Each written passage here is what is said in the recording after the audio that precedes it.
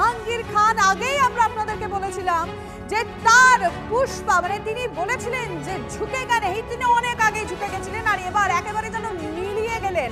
তার কারণ এবার একেবারে পুলিশের জালে। অবশ্যই ডিটেল আপনাদেরকে আমরা দেব কোথা থেকে কিভাবে ফলতার পুষ্পাকে অ্যারেস্ট করা হয়েছে।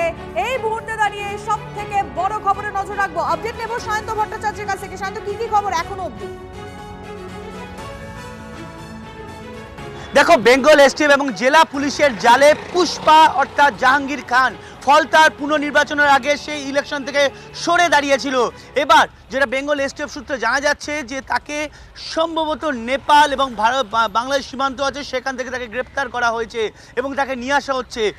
সে নেপাল হয়ে বিদেশে পালানোর ছক কষেছিল বলে ইতিমধ্যে অন্ধকারী সূত্রে খবর। ইতিমধ্যেই তাকে গ্রেপ্তার করা হয়েছে বলে জানা যাচ্ছে।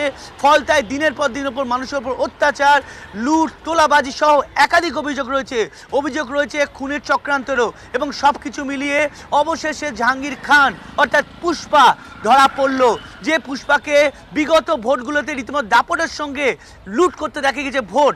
অভিষেক বন্দ্যোপাধ্যায় অর্থাৎ তৃণমূলের ডায়মন্ড হারবারের সাংসদ অভিষেক বন্দ্যোপাধ্যায়ের ডান হাত বলে যাকে বলা হতো, সেই জাহাঙ্গীর খান অবশেষে পুলিশের জালে। ইতিমধ্যেই তাকে গ্রেপ্তার করা হয়েছে এবং তাকে দ্রুতই কলকাতায় নিয়ে আসা হচ্ছে বলে তদন্তকারীরা জানিয়েছেন। তুমি সঙ্গে থাকো সায়ন্ত। এই মুহূর্তের সব থেকে বড় খবরে আমরা নজর রেখেছি। ফলতার পুষ্পা এবার গ্রেফতার। আগেই তিনি ঝুঁকেছিলেন আর এবার যেন একেবারে মিলিয়ে গেলেন। তার দাপট কোথায়? এত কথা কোথায় গেল? উপনির্বাচনের কিছু ঘন্টা আগে যেখান থেকে নিজেকে সরিয়ে ফেলেছিলেন